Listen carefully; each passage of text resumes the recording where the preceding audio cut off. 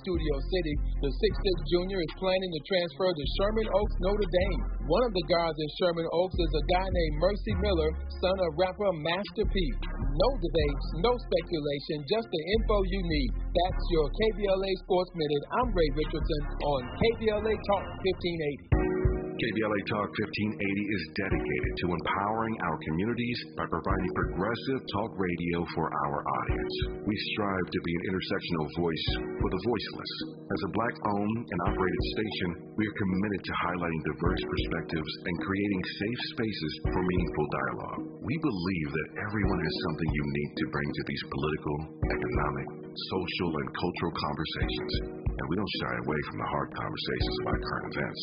We endeavor to be a beacon of hope and understanding, while boldly challenging listeners to think more deeply about difficult topics that impact us all. With this in mind, our mission statement at KBLA Talk 1580 is simple: to create an inclusive platform that promotes civil discourse through honest dialogue and encourages personal growth among our listeners, so they can become the active agents of change. Our vision is to establish ourselves as the premier radio network with relevant programming across the beloved community, connecting people through shared experiences and collective power for lasting impact beyond these challenging times.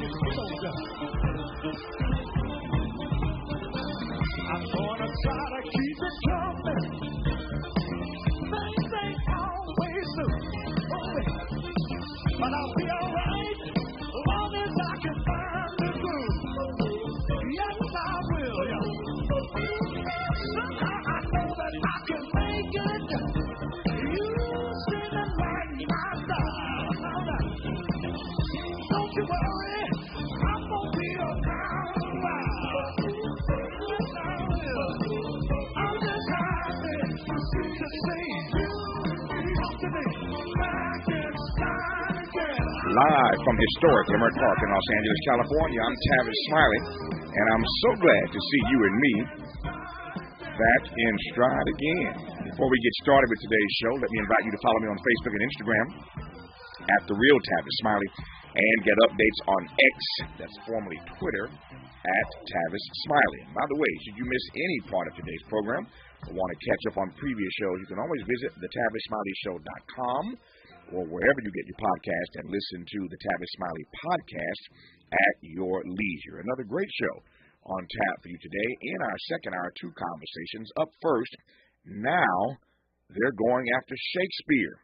We'll speak with renowned author, commentator, and founder of the organization Renewing Democracy, Ellis Coates, about this new development and the potential consequences of removing cultural and literary components from education. They've been banning books all along, books written specifically and certainly by African-American authors, but now they're going after Shakespeare. And so this is a fascinating time, I think, to have a conversation about what it means when we start removing these kinds of cultural and literary components from libraries, from schools, and from our education system writ large. On the B side of hour two, Representative Maxine Waters is a senior member of Congress, but she's the one who founded the To Be Young, Gifted, and Black Brain Trust. We'll talk with Maxine Waters about the Brain Trust and Congress's efforts to recognize and celebrate hip-hop's cultural and political impact at 50.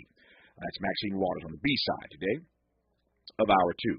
In our third hour, two more conversations. We'll start hour three in dialogue with award-winning journalist Ernest Owens about the necessity for heightened awareness and sensitivity to language, complexities, and cultural expressions following the recent controversy surrounding Jamie Foxx's Instagram post, which some in the Jewish community found offensive. I'm sure you've heard all about it and all the drama that Jamie got himself in, the apology that was forthcoming, but a lot of our Jewish brothers and sisters offended by what Jamie posted. He tried to explain it, and we'll talk about it at the start today of hour three, and whether or not there's a greater sensitivity we ought to have to language when it comes to certain words and phrases and communities. On the B side of hour three, there's a fascinating new series on Roku called The Marriage Pact, about the intricacies of modern relationships and whether certain couples are truly meant to say, I do. The format of the show is quite interesting. We'll explain it in conversation with the show's host, Shan Boudram, on the backside of Hour 3. All that said, let's commence today's show with Talking Politics with one of our regular contributors, Ruben Navarrette Jr., the most widely read Latino columnist in the nation, courtesy of his column every week in the Washington Post. Also host of the very popular podcast, Ruben in the Center. Ruben, how are you, my friend? Good, brother. Good to be with you. Thanks. Hey, it's good to have you on. Thank you for the time. I got an hour today, a lot of stuff to move through. Let me start with this breaking news, and frankly, I'm not going to lie about it. I'm tired. I'm like Fannie Lou Hamer. I'm sick and tired of being sick and tired about breaking news headlines regarding one Donald J. Trump. But the former president and his employee, Will Nauta, pleaded not guilty this morning to additional criminal charges in the case accusing the former president of illegally holding on to secret national documents and leaving office and conspiring to obstruct the government's efforts to retrieve them. You recall some days ago, we were told by Jack Smith, special counsel for the Department of Justice, that they were bringing additional charges against Donald Trump having to do with his seeking to delete security footage at Mar-a-Lago, and some other issues that were raised in that additional indictment. So we heard about that a few days ago, and today President Trump and his employee Will Nauta pleaded not guilty to these additional charges, criminal charges. So nothing new here. We expected a not guilty plea, but this story has legs like I've never seen, Ruben. It keeps it's like an Energizer bunny, right? It keeps going and going and going, and these are the latest developments today. Your thoughts, sir? Yeah, so the story, as you define it correctly, is the Trump indictment as a whole. 3 different indictments, possibly a 4th coming out of Fulton County, Georgia. Mm-hmm. And so you could be facing, the former president could be facing 4 different indictments. They are of varying strength, really. I think most people agree that the Alvin Bragg endorsement in New York is probably the weakest in terms of whether Trump orchestrated the payoff to a porn star to keep her quiet. But perhaps the strongest case is the one in Mar-a-Lago about having the documents. Did Donald Trump have these classified documents or didn't he? And he did, and he showed them off, and he was caught in various lies about whether he knew he had them or whether he knew to declassify them. That's a strong case. This latest case, this 3rd indictment, is a little kind of in the middle, because in the gray area, because a presidential candidate who loses an election does have the right to challenge that, to speak out against that, to say, I was robbed. To be a sore loser is really your constitutional right. And we know this because we've seen a couple of sore losers that come to mind. Hillary Clinton was a sore loser in 2016, blaming everybody, including African Americans who didn't turn out to vote for her to the degree that they should have or that she wanted them to. Bernie Sanders, the FBI, Jim Comey, the media, you name it. Also, famously, Al Gore in 2000 was a famously sore loser. Demanding to hold out to the last dog died and said, clearly, I won the popular vote, I won the election. So Donald Trump had the right to say that and do that and make that kind of protest. What he doesn't have the right to do is conspire with others to orchestrate a takeover of the Capitol and a thwarting of the democratic process, the ratification of the vote. So that seems to be where Special Counsel Jack Smith is pitching his tent to see ultimately if he can make the case that Trump could say whatever he wanted, but he couldn't do whatever he wanted, and he did the wrong thing. So there's something for everybody, Tavis, in these Trump indictments. If you're just becoming familiar with our program, because we're in national syndication now, you've not heard the voice of Ruben Navarrette, then you have probably already figured out. But he's a little more conservative than I am. I am unapologetically progressive, make no mistake about that. But I enjoy being in dialogue with others who see the world differently than me. I ain't got a problem re-examining my assumptions, expanding my inventory of ideas. But when I have persons on and they're wrong, they got to get spanked. So when we come forward, I'm going to spank Ruben Navarrette Jr. because he's wrong about 2 things. You're listening to Tavis Smiley. For all the freedom-loving folk, this is Tavis Smiley. I feel like freedom. MC Light for AARP. Hip-hop, the cultural phenomenon that took New York by storm in 1973, is celebrating 50 years of rocking mics and crowds. Whether you're a ride-or-die hip-hop head or simply curious about its origins, check out the latest issue of AARP the magazine. It celebrates this incredible milestone with a featured story brimming with fun hip-hop facts and history.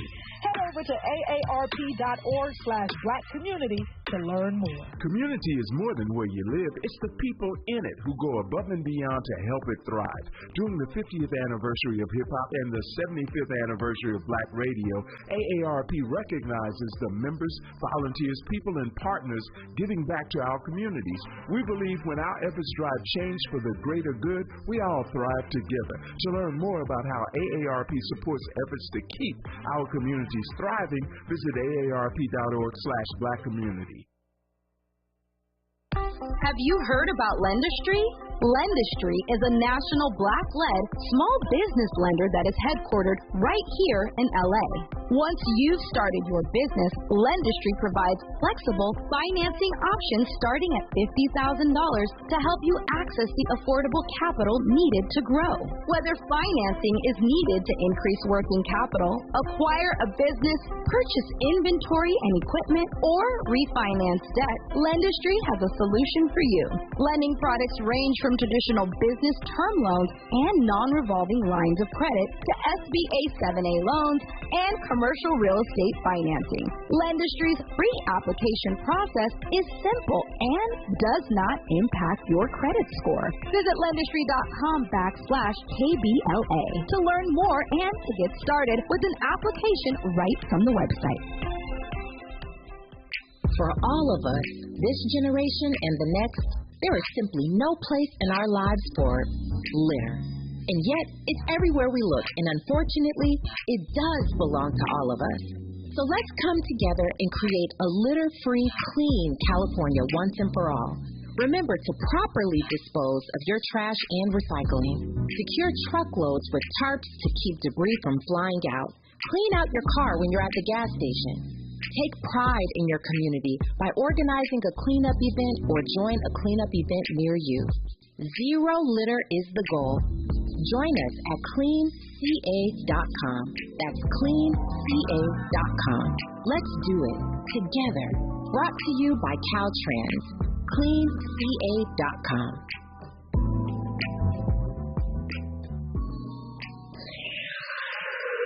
Sounds different. This is Tavis Smiley. All right, Ruben Navarrette Jr., let's get into it. Ruben and I have been friends for over 30 years. We once hosted a radio program together here in Los Angeles. So, again, if you're listening to this program in our national syndicated format and have not heard the voice of Ruben and are not familiar with him, then you will hear him on this program from time to time. His views, again, more conservative than I am. That's why he hosts a podcast called Ruben in the Center. And I tease him all the time about getting out of the center of the road before he gets run over. But I digress on that point for the moment. So there are two things. There are two things you said that I want to push back on right quick. Number one, you're right. Everybody has the right to be a sore loser if they want to be. Number one. Yeah. Number two, perhaps you should define what you mean by sore loser. Because number three, and this is my first point, I'll get to my second point in a moment. My first point is, if you think that Al Gore was a sore loser, put down the crack pipe, Ruben.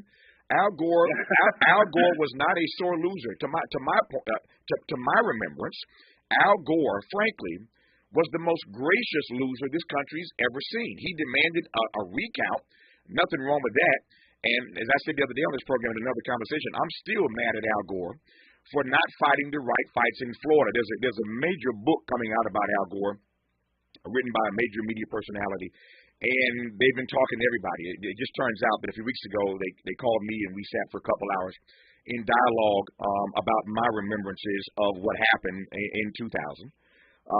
What I recall about it, what I was saying about it in my commentary at the time. So a major book, the first book, frankly, coming out that looks back at that election and tries to consider what really happened. And I offered a searing indictment of Al Gore. I like Al Gore. I've known Al Gore. I think Al Gore and I, he would consider me a friend. And at the same time, I was disappointed in him because he didn't fight the right fights in Florida. They refused to recount the right counties. And Al Gore was so afraid. He was so afraid of winning that election on the backs, if you will, of black voters, or because of the support of black voters. He didn't want that election victory, had he wanted, to be racialized. You may recall, Ruben, that Al Gore famously demanded that Jesse Jackson not go into Florida. He didn't want Jesse in Florida. He didn't want to be connected to anything that was black. So they should have been recounting in Broward County, a whole lot of black folk in Broward County. They didn't want to go there. So the Al Gore campaign, which, by the way, was run by a black woman named Donna Brazile, Donna was not involved in this part of that, but Al Gore didn't want to be that close to black folk and owe them. I mean, contrast Al Gore. Give me a few minutes here. I'm going to set this up. Contrast Al Gore with Joe Biden. Joe Biden is happy to tell you that he's president because of black folk. I don't think substantively he's done enough. Progressively, he's not done enough politically. But you can't argue with what he's done symbolically for black folks, starting with KBGL and the Supreme Court. You can go before that with Kamala Harris as his running mate. So he understands very clearly that he would not be president were it not for black folk. And to his credit, Joe Biden has not run from that. Al Gore didn't want to be connected to that. And so he made a huge mistake by not recounting the right counties in Florida that could have, I believe, given Al Gore the win. When he didn't get the win after the recount, he graciously said, "It's my time to go." And perhaps you're misremembering, but all the media gave Al Gore credit for that serious moment that was, a moment for this democracy hanging in the balance. Who was going to be the president? He graciously walked away. So how in the heck are you calling Al Gore a sore loser? So I appreciate all that. Let me give you 3 points in return. Okay. So, yeah, you're right. I'm more conservative than you, and I think that there are a couple of reasons for that. One is the fact that I'm, from a conservative farm country in Central California. Conservatism's in the air. Mm-hmm. Another one is I'm Mexican American, Latino, and I would argue, like the black community and the Latino community have something in common. They are conservative communities. Now, I don't mean conservative in terms of Republican, Democrat. I mean in terms of social values, going to church, strength of family, that sort of thing. Mm-hmm. I don't think that black folks or brown folks poll at the far left. They don't poll in the Nancy Pelosi liberal left. They tend to be Democrats, but conservative Democrats. So I would make the point I'm conservative in that regard. Mm-hmm. But my beef with you, my friend, is always that I think you get the story 50% right. Okay. I think that you are completely right that the Republican Party is not a friend to black and brown folks. Mm-hmm. I think where you miss the picture is you don't extrapolate that to the Democratic Party, which is also not a friend to black and brown folks. Mm-hmm. I think you grade the Republicans too hard, which good for you. You should. And I think you grade the Democrats too soft and on the curve, and you should not do that.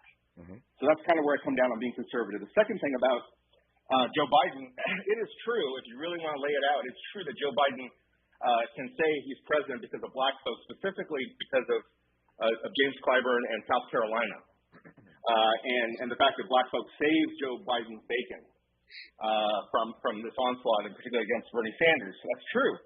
But Joe Biden's been in politics for 50 years. He would not have gotten this far had he not, early on in his career, taken care of white folks by, in some cases, demonizing black folks.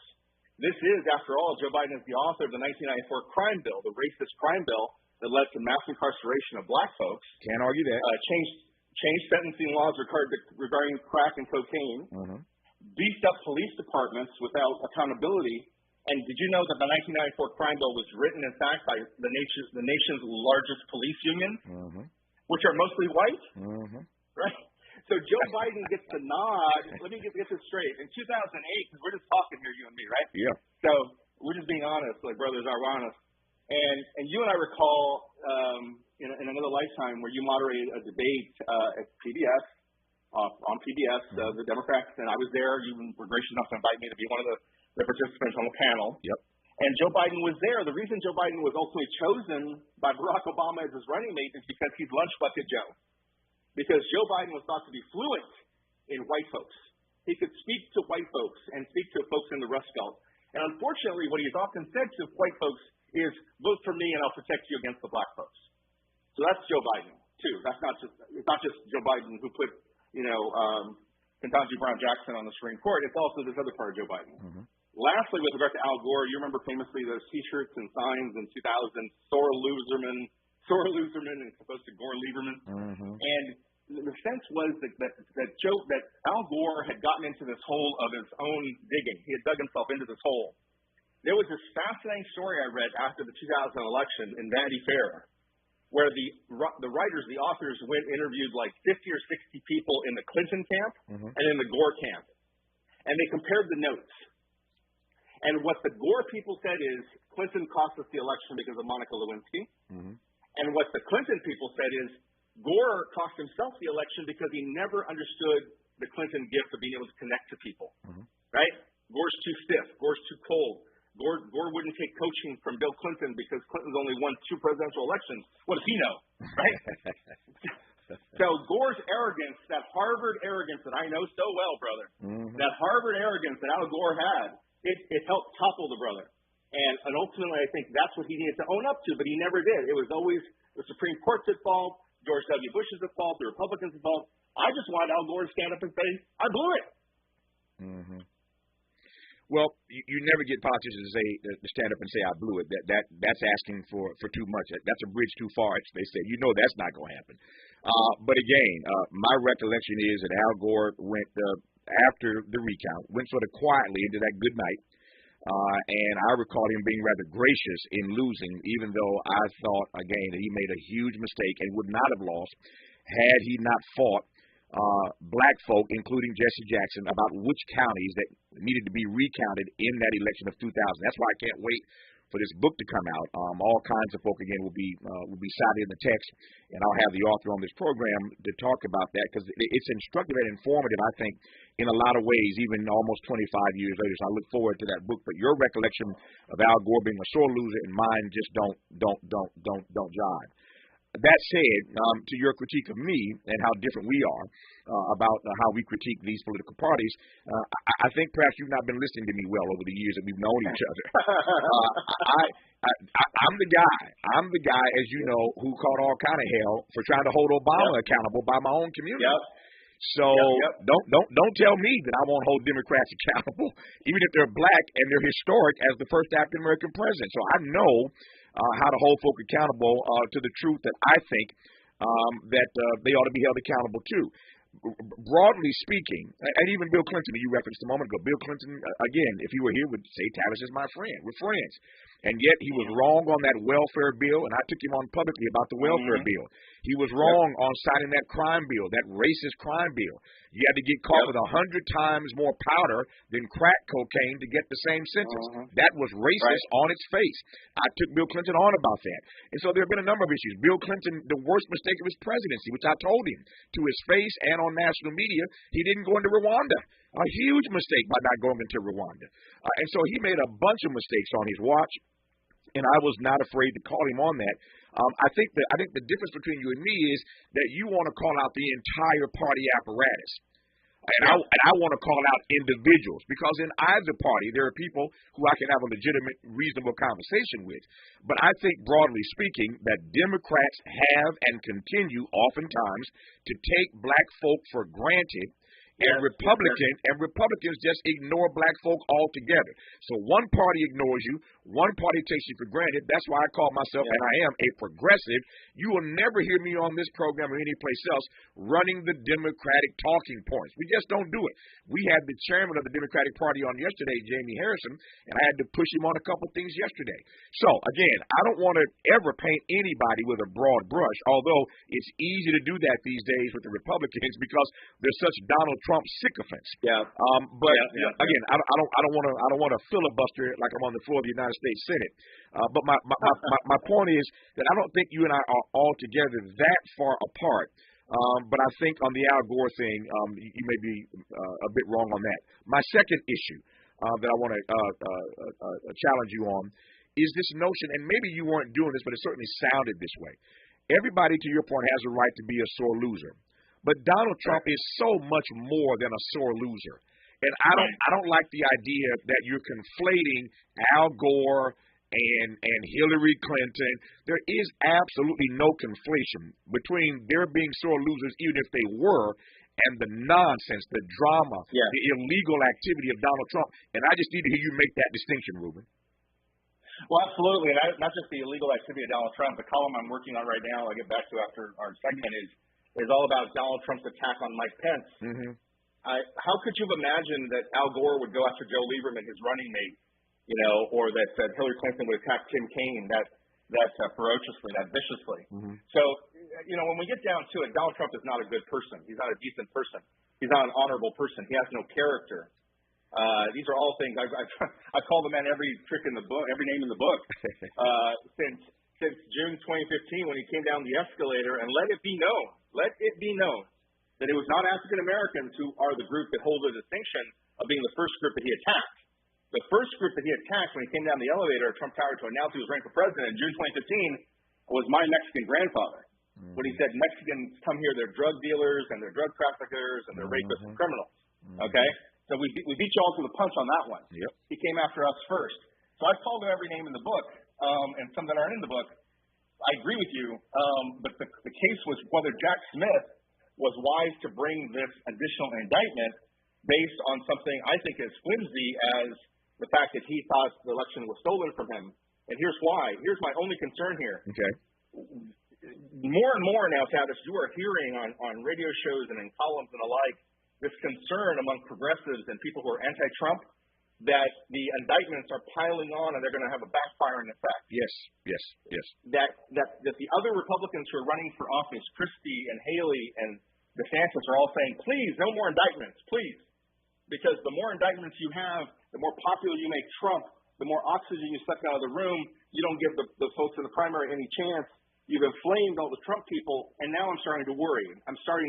So I don't like all these indictments. I think that the Mar-a-Lago document one, absolutely solid, go after it. But the idea of piling on is going to have a reverse effect, and God forbid, reelect Donald Trump. No, I think there's something to that, and I've said that before on this program, that I have grave concerns about the appearance that he's being piled on, even if these charges that are being brought are legitimate. But it raises a fascinating question, which you and I will get into when we come forward. The question is, are you more concerned about the optics, or are you more concerned about the rule of law? What matters more, the optics of piling on? He did all this nonsense. Letitia and Jamal, Hector and Maria in your community wouldn't get away with it. Letitia and Jamal wouldn't get away with it in my community. So why be concerned? We're never concerned about the optics when we pile on black people. We're never concerned about the optics when we pile on Hispanic people, Latino people, your community. That never matters. But now all of a sudden we're concerned about the optics of this. I'm not naive in saying this, but do the optics matter more than the rule of law? Let's have that debate, that conversation when we come forward. And I also got a bit more Trump news to take your temperature on. Trump said today that he will not sign a loyalty pledge required for the GOP debate. There's a big GOP debate coming up, as you all know, and Trump has said he will not sign the loyalty pledge. In other words, he will not sign a pledge that says he will support the eventual nominee if it is not him. More to talk about with Ruben Navarrette Jr. when we come forward on Tavis Smiley. From the Leimert Park with love, this is Tavis Smiley. What does access mean? Access means owning a home. Access means growing my business. Access means building generational wealth. No matter your goals, U.S. Bank Access Commitment Programs and Initiatives provide the tools and resources to help you reach them. Access your financial goals at usbank.com/access. Member FDIC, Equal Housing Lender. Hey, life doesn't stop when cancer starts. After diagnosis, treatment is vital. But for some, just getting there to appointments, chemo, or radiation is a major challenge. You can change that. Volunteer to give rides with the American Cancer Society Road to Recovery program. Driving for a few hours of your day can make a life-saving difference for someone with cancer. Visit cancer.org/drive to learn more.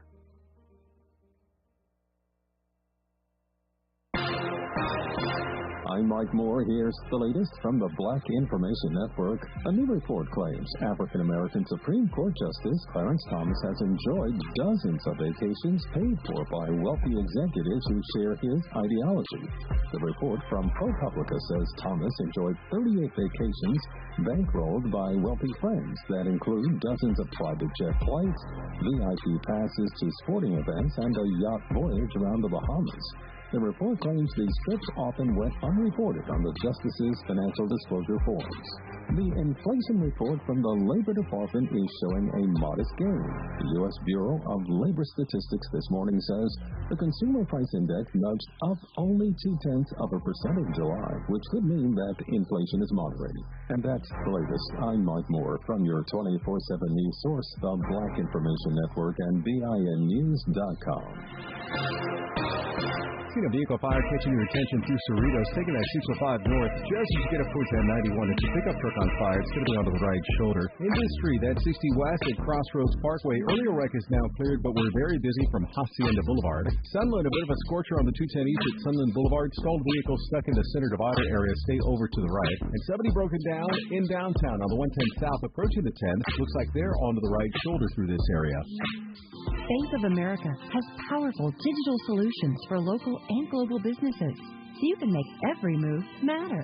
Visit bankofamerica.com/banking for business to learn more. Bank of America, N.A. Copyright 2023. Dog days of summer got your business needing help? Check out Indeed, an all-in-one hiring solution that makes it easy to attract, interview, and hire candidates. Visit Indeed.com/credit and get $75 towards your first sponsored job. Terms and conditions apply. This is the KBLA Sports Minute with Ray Richardson. The Dodgers get a shutout at Arizona last night to win their fifth straight. Right-hander Bobby Miller kept Arizona off the scoreboard for 6 innings before the bullpen took over in the 7th. The Dodgers are back home tonight against Colorado. The Rams rank third among NFL franchises in net value. If you want to buy the Rams from owner Stan Kroenke, it will cost you $6.94 billion. Rounding out the top 5, the New York Giants at $7.04 billion, New England at $6.7 billion, and the 49ers at $6.15 billion. The Chargers are at number 18 at $4.63 billion. LeBron James' son Bryce has changed his mind about going to Campbell High School in Studio City. The 6'6" junior is planning to transfer to Sherman Oaks, Notre Dame. One of the guards in Sherman Oaks is a guy named Mercy Miller, son of rapper Master P. No debates, no speculation, just the info you need. That's your KBLA Sports Minute. I'm Ray Richardson on KBLA Talk 1580.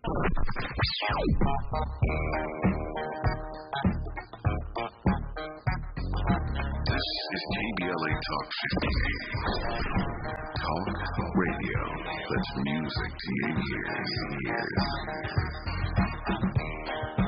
We're unapologetically progressive. KBLA Talk 1580. KBLA Talk 1580. We've got a lot to talk about.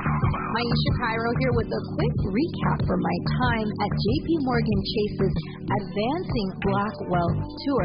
There were speakers Ian Dunlap, Damon John, Lynn Richardson, MC Light, Don Kennedy, to name a few. Take a listen to what Justin Grant, Community Development Lead at Chase's Advancing Black Pathway, let's see what he had to say. So I'm Justin Grant. I lead Community Development and National Partnerships for JP Morgan Chase's Advancing Black Pathway strategy. And so we're focused on strengthening the economic foundation of black communities, and we're making targeted investments in programs like the Advancing Black Wealth Tour to help us get our tools and resources out to the community to drive sustained impact over time. So when it comes to black and brown people, it sounds like Chase is making it their personal responsibility not only to facilitate these events, but to educate and provide resources. So, Mr. Grant, I have to ask, what does wealth building look like for the individual? It's home ownership. It's having that freedom to be able to start your own business and create jobs in your community. And it's having that long-term plan towards retirement, having that vision for what you want your life to be,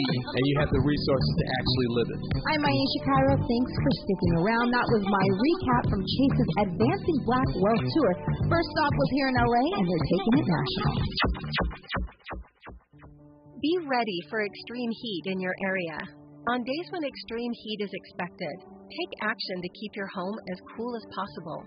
Set your air conditioner to 78 degrees. If AC isn't available, close blinds and curtains on all windows and run fans counterclockwise. Or find your nearest cooling center. Transportation help may be available. Learn more at heatreadyca.com. Brought to you by the state of California. Ready to re-examine your assumptions and expand your inventory of ideas? More of Tavis Smiley coming your way right now. So, Ruben Navarrette Jr., let's get back to this conversation we were having a moment ago, or starting to have a moment ago, about the optics. And I think you're absolutely right. There are a number of people. I've been in these conversations with folk who are concerned that the harder they go after Donald Trump, the more the optics don't look good. It looks like a pile-on, and that's going to motivate and inspire those on the right to turn out to support him, particularly as long as most of the Republicans running against him for the nomination aren't saying he ought to get out of the race in this contest. Asa Hutchinson has said that. Will Hurd has sort of said that. But all the major names, the Nikki Haley's, the Ron DeSantis's, the Chris Christie's, and others have not suggested that. So they're still giving him cover and giving him pass at a certain level. But I think you're right that the optics of this are starting to look a little tricky. But the question is whether or not the optics matter more than the rule of law. Your thoughts? Well, they should not matter more than the rule of law to Republicans, because those hypocrites in the Republican Party have, for the last 30 years that we've known each other, and even before that, talked our ear off about how they're the party of the rule of law, the party of law and order. They believe in accountability. They think people should take responsibility for their actions. And Republicans, and particularly white Republicans, have stared at the defendant's table and seen a young Latino or African American. They have given this sermon about the rule of law, and you must take responsibility for your actions and own up to your mistakes. And now Donald Trump comes along, and all that goes out the window. Because apparently that doesn't apply to rich white billionaires, right? So this is how Ruben got to be in the center, because I tick off everybody, you know? And if you're honest in politics, you're going to tick off everybody. I don't work for anybody, right? And I think the Republican Party is guilty of this glaring hypocrisy. But there's a third option there besides accountability, which is important. Optics, which I would say are not that important. For me, I'm obsessed about option number 3, the outcome. The outcome of this election is what I care about. Right. And I think it would be supremely ironic. It would be this incredible outcome, this terrible outcome, if Donald Trump's legal troubles actually helped put him in the White House to a degree where he could pardon himself, fire people left and right, and clear up all his legal troubles. Because why? Because, again, it's not just a question of piling on. There are a good number of Republicans who support Trump, and even Republicans who up to now didn't support him, who think that there is corruption going on here, that the Justice Department and the FBI have shown themselves to be hyper-partisan, going back to conversations with Peter Strzok and Lisa Page and Andrew McCabe, and all the conversations about an insurance policy and the Steele dossier. What I see when I look at Washington is a hyper-political town where a bunch of lawyers at the Justice Department and increasingly a bunch of lawyers at the FBI had it in for Trump and made his life very difficult as president. That's not to excuse everything he did, but I'm not blind. I just fall off the truck. Clearly, the Democrats run the DOJ and the Democrats run through lifetime appointments to the FBI. And so when you're a conservative or you're a person out there watching this stuff, you think to yourself, there they go again. They're not attacking Christie, Ramaswamy, Haley. They're attacking the front runner. They must be afraid of him. Ergo, I'm going to vote for him. And I'm thinking, no, don't do that. Stop indicting the guy. Okay, that's not the outcome I want. I guess the question is, I'm listening to you. And I guess the question is, how we even get to the point. Language matters. I mean, you're a writer. You've written books. You write a column every week.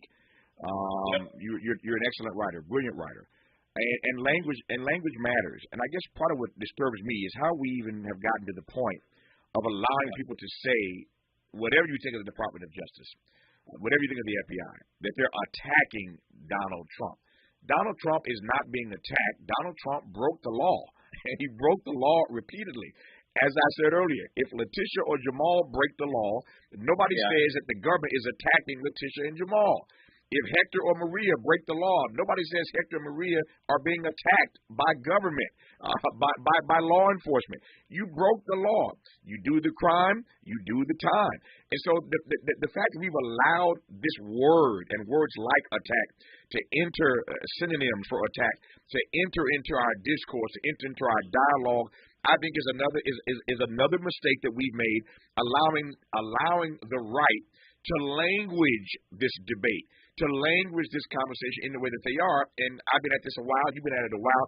I'm the first to admit they are so much better at languaging, the right is, than the left is. And that goes back to Newt Gingrich. He taught them how to language. Frank Luntz wrote a book about their strategists, their pollster. Frank Luntz wrote a book for them about how to language. They're so much better at languaging, but Donald Trump is not being attacked. And frankly, I'm tired of hearing that line of argument. So you are not tired of hearing that line of argument when the defendant is an African-American elected official, or in my case, a Latino elected official who's being persecuted by some special counsel or maybe the Justice Department for that matter. Mm-hmm. You and I have said in the past, as we defend individuals like that we want due process for that person and they are being unfairly targeted or singled out. Sure. So we cannot have it both ways. We cannot say, oh, yeah, well, when Donald Trump is the defendant, we throw the book at him. We're all of a sudden, we're about law and order. The prosecutors are pure as the driven snow. But when an African-American or Latino is at the defendant's table, oh, well, we have a right to question the prosecutor. It's clearly this is politically motivated, and they deserve due process. No, here again, we disagree. I think you can have it both ways. I think the data and the evidence is incontrovertible. It is unassailable that there are any number of occasions where black and brown lawmakers are specifically targeted by the system. That's a fact, number one. And number two, the data is clear. They get overcharged. Let me just go there. You teed this up. I'm going to go all the way there. In fact, I'm working right now on an editorial that will be heard on my home station in Los Angeles, KBLA Talk 1580. The case of Mark Whitney Thomas out in California, Los Angeles, that you know well. So Mark Whitney Thomas, city councilman, accused of honest service violations, that he tried to bribe somebody at USC with a $100,000 donation. He's about to be sentenced on the 21st of this month. So the probation department, Mark Whitney Thomas has never been in trouble, black man, by the way, never been in trouble, at one point the most powerful black legislator in this state. Never in his life once been in trouble. The prosecution stipulated during the trial that the $100,000 donation was in fact legal. And I don't want to get in the weeds of this. My point is that the probation department, for a guy who's been a public servant for 30-plus years, never been in trouble, recommended 18 months. 18 months they recommended for Mark Whitney Thomas. The prosecution came out earlier this week and said they want 6 years. The probation department says 18 months. The prosecution wants 6 years after piling on all these charges. They get him on 7. They don't get him on 12, so they overcharge him to begin with. And they want 6 years. Let me just put let me put a finer point on this. You probably read earlier this week where the last officer in the case of George Floyd, Derek Chauvin, of course, with the knee on the neck. Yes. The last officer was sentenced this week. Yes. That officer was given 5 years for doing nothing to step in to save the life of George Floyd. He's holding back the crowd. They gave him 5 years for doing nothing to save the life of George Floyd. But they want to give Mark Whitney Thomas 6 years. 6 years, over $100,000, no matter what you think he did with it. 6 years, over $100,000. There is no victim. Nobody got hurt. It was not taxpayer money. Just one example, and I could do this all day long if I had the time, of the way they overcharge, the way they target black and brown leaders all the time. So to say that Donald Trump should not be held accountable because we got to be fair, we can't say it over here when we say it over here, no, that's nonsense. I digress more when we come forward with Ruben Navarrette Jr. on Tavis Smiley. Unapologetically progressive, unapologetically black. You're tapped into Tavis Smiley. I'm Kareem Abdul-Jabbar. I learned about atrial fibrillation the hard way. My symptoms would come and go: shortness of breath, fatigue, I kept going. Then I got so lightheaded, I couldn't. My doctor said I have AFib, so I'm about 5 times more likely to have a stroke. Other symptoms, irregular heartbeat, heart racing, chest pain can come and go, but the risk of stroke stays. If you have symptoms, tell a doctor. Visit NoTimeToWait.com. Sponsored by Bristol-Myers Squibb and Pfizer. Parents, we know we can't protect our kids from everything. Eventually, they're going to bump their heads or scrape their knees. But we can protect them from 6 types of cancer. HPV, or human papillomavirus, is a common preventable virus that can cause cancer later in life. The HPV vaccine prevents human papillomavirus and all the cancers it can cause. The American Cancer Society recommends getting your sons and daughters the HPV vaccine starting at age 9 to protect them later in life.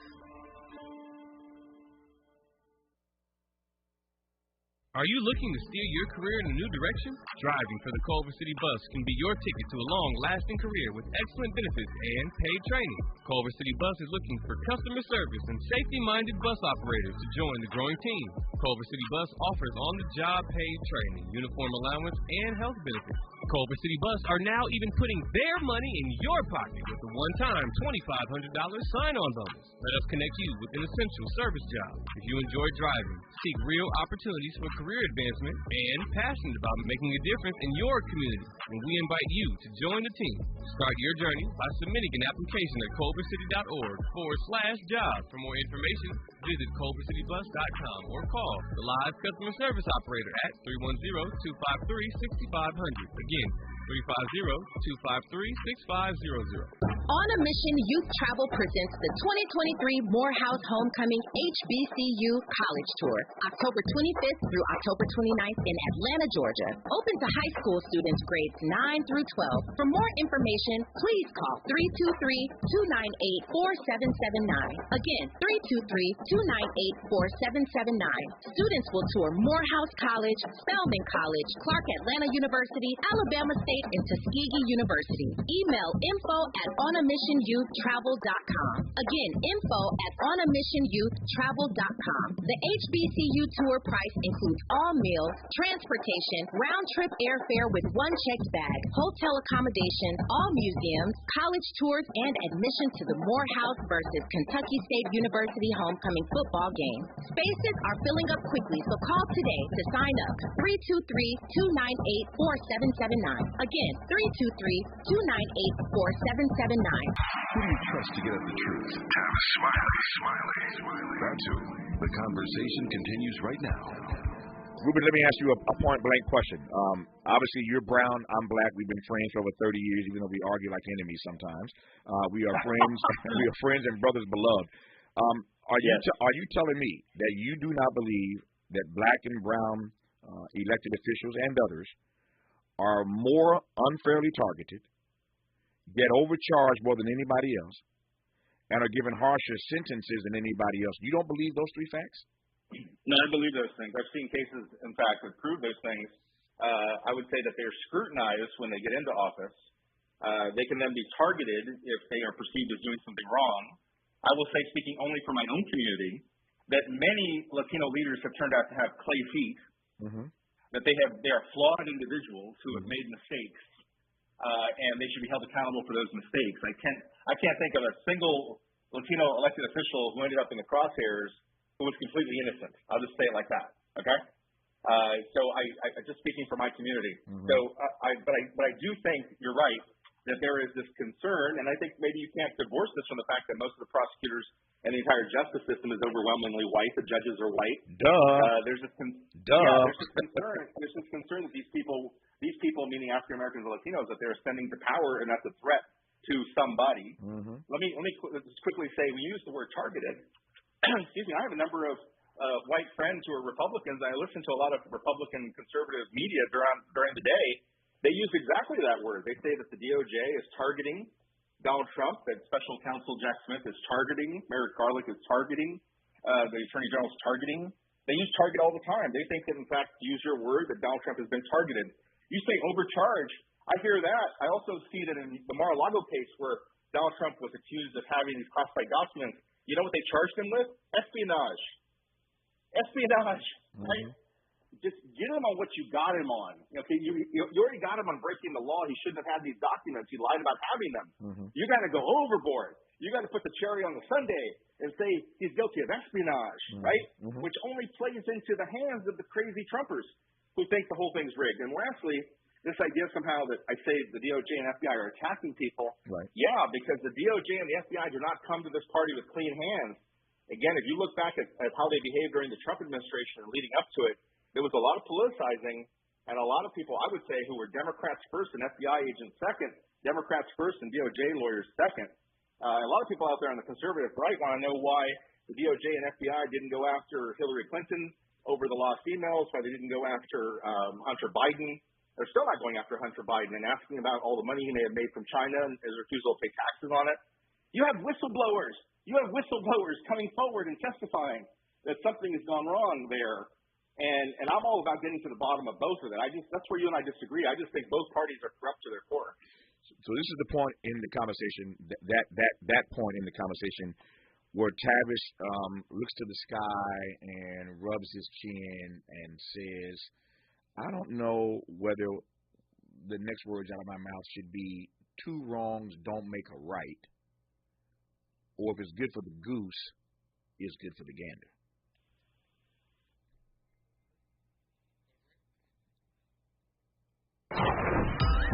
This is getting good. Yeah, man. Tavis Smiley continues when we come forward.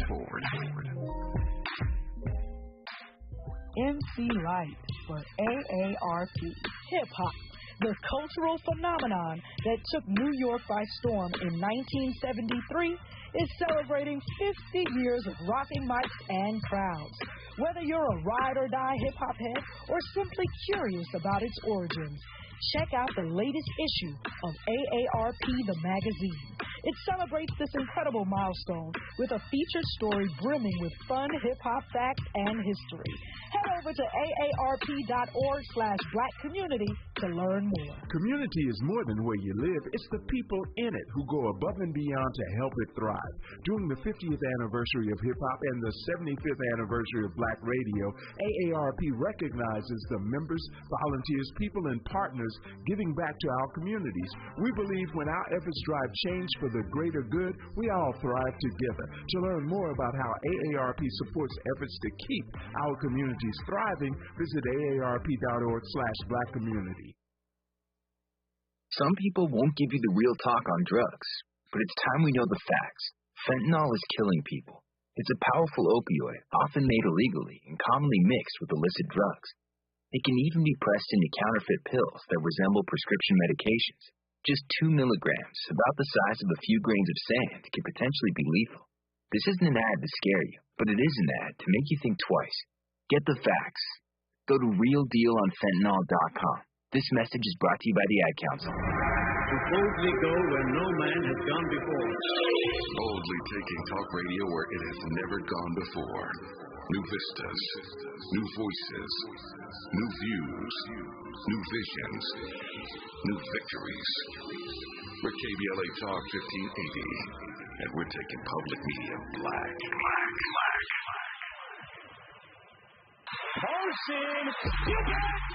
Hey, I am Jasmine Carson, LSU Women's Basketball National Champion. I had to up my game, and this time I upped my intimate grooming routine too. Zenith for Pubic Hair and Skin is the only razor and regimen specifically designed for your pubic area. Featuring a razor with a patented irritation defense bar and a skincare regimen that is dermatologist tested, Zenith helps protect your pubic skin from shave irritation. Visit GilletteVenus.com to learn more about the full regimen of products. Mom's early Alzheimer's diagnosis was hard to take. And when I left the oven on, we decided together that it was time to see a doctor and make a plan. Early detection gave us more time to seek out information and support as a family. If you or your family are noticing changes, it could be Alzheimer's. Talk about seeing a doctor together. For more information, visit alz.org/time-to-talk. A message from the Alzheimer's Association. Smart Talk for curious people just like you. You're listening to Tavis Smiley. So, Ruben, you and I have been doing this for 30 years, and this conversation took a bunch of turns, as often is the case, that I didn't know it was going to take. I had other things on my docket I wanted to get to, but we let it do what it do, right? And here we are with 5 minutes to go. We were talking. I was talking to JD and Miles, my producer and board op, during that break, and we raised the issue of the O.J. Simpson case. And we all recall that, of course. It's just it's a benchmark in American history. And let me just be honest about it. There were a lot of black folk. Never mind the fact that 2 precious bodies were found, 2 lives were lost. You know this. You and I were together then. There are a lot of black folk that just they frankly didn't care. Black folk have been railroaded for so many years by this system. Negroes didn't care about O.J. O.J. hadn't been black in 30 years. That was not the issue.